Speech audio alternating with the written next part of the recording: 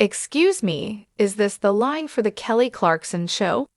I'm standing on the main floor of 30 Rockefeller Plaza, and I'm bombarded with a crowd of people waiting on a cold November day to get into a taping of one of the most popular daytime series at the moment. Kelly Clarkson has just moved her talk show to New York City for season 5, and it took everything in me not to scream when a publicist reached out with the opportunity to attend one of her shows. I'm idling patiently with my confirmation and ID in hand. The excitement from other people is palpable. A group of women behind me discuss that they had previously attended the morning taping of the show, while those in front of me guess who the guests for the afternoon taping might be. The Kelly Clarkson show does 2 tapings a day, one in the morning at 10 a.m. and one in the afternoon at 3 p.m., and fans can get tickets for free. After about 20 minutes, an NBC page comes around asking for a QR code and proof of identification. "Come with me," she replies after looking at my email confirmation. "Let's get you over to the next step of entry." As I rush up a grand staircase and stand on another line, an official ticket and a waiver gets thrust into my hand. I sign the paper, and after some time, I'm ushered toward security. This is where I meet a family who came in from Rochester, New York for the occasion. It's the first time in New York City for one of the members, and the group snagged last-minute tickets the day before. "We weren't expecting this," one of them said. "But if this experience doesn't capture the magic of the holiday season, I don't know what does."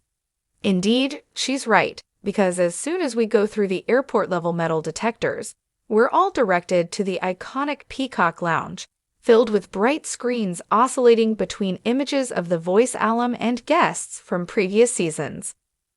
Numerous couches are spread throughout, and for those intrigued by a photo booth, NBC has one set in place to help create a memento of the day. As I wait for my next step, I overhear a conversation between 2 soon-to-be audience members. One person flew in from Houston to attend the taping on short notice. The other took the day off work because she wanted to see what the original American Idol looked like in the flesh.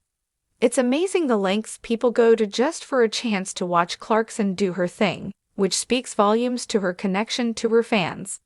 After another NBC page comes around to explain taping rules, no cell phones or leaving the premises when the show begins, it's time to head upstairs to Studio 6A. The location itself is iconic, as it is right across from where The Tonight Show starring Jimmy Fallon tapes, and it once housed shows hosted by both David Letterman and Conan O'Brien. I get ushered to my seat right in front, making this camera-shy writer slightly uneasy, and after looking around at the size of the seemingly small studio, I immediately ask a PA how many people could fit in it. Given its unique horizontal layout, as opposed to The Tonight Show's vertical layout, with the seats facing the same direction you came in from, the Kelly Clarkson show can hold up to 200 audience members, something you wouldn't expect. While bigger than the majority of the studios in 30 Rock, it's still small enough to give an intimate feel on set. After warm-up, comedian Jay Flatts gets the audience hyped with jokes and a rundown of how a taping of the Kelly Clarkson high-pitched singing voice breaks through the air. The room erupts into shrieking because, without any notice, Kelly Clarkson is officially on stage and ready to go. Dressed in a white long-sleeved shirt and billowing pants, she takes a few moments to work out a new musical arrangement with Yul Eka, her house band. Suddenly, the director tells everyone to get on their feet, and Clarkson jumps into a high-energy rendition of Madonna's Vogue for her opening karaoke segment. Every person in the room is dancing to the classic tune, and Studio 6A is instantly a concert venue. This is Kelly Clarkson in her element. She's commanding the stage, causing a few tears from her fans, and shining as she does the thing she loves to do most. As the hour-and-a-half-long taping commences, viewers get to see Clarkson interact with her guests, Saturday Night Live star Kenan Thompson and music sensation Sean Paul. Even actor This Is Us's Sterling K. Brown manages to make a surprise appearance, gifting Clarkson with a bag of Doritos, so the two can lick the cheese dust and throw the chip away. I just have an addiction to salt, she jokes in between takes. Watching Clarkson from my seat during a commercial break, a hair and makeup team comes running out from backstage for quick touch-ups. Amid contour brushes and a fluffing of her ponytail, she converses with Thompson about his shower etiquette. The two banter back and forth about how to properly bathe, and as a way to squash the debate, she turns to the audience for their thoughts. "What do you think?" she asks. "Am I right, or is Keenan?" People scream out their answers, and after a minute of hearing responses, Clarkson and Thompson agree to disagree before the next segment. It's also clear she connects with her crew as much as she does her guests and audience.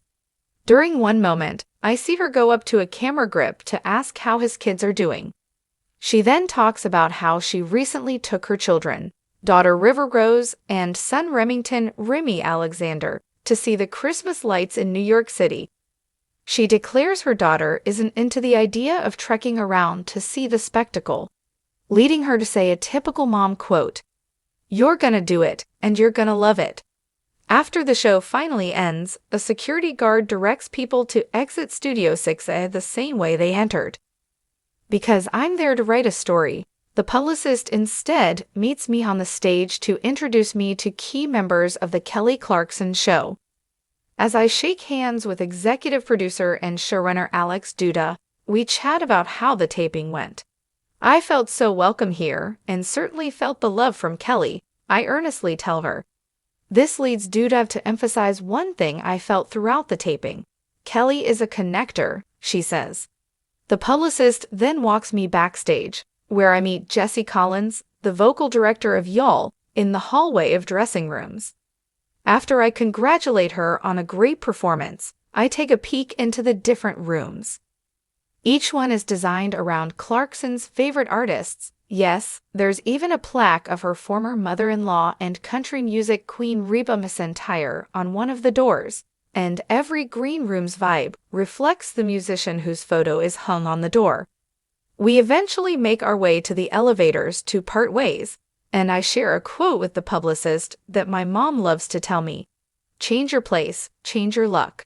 Because while Clarkson's luck might have shifted since moving her show from Universal Studios lot in California to New York, it's clear this new energy is doing wonders for her.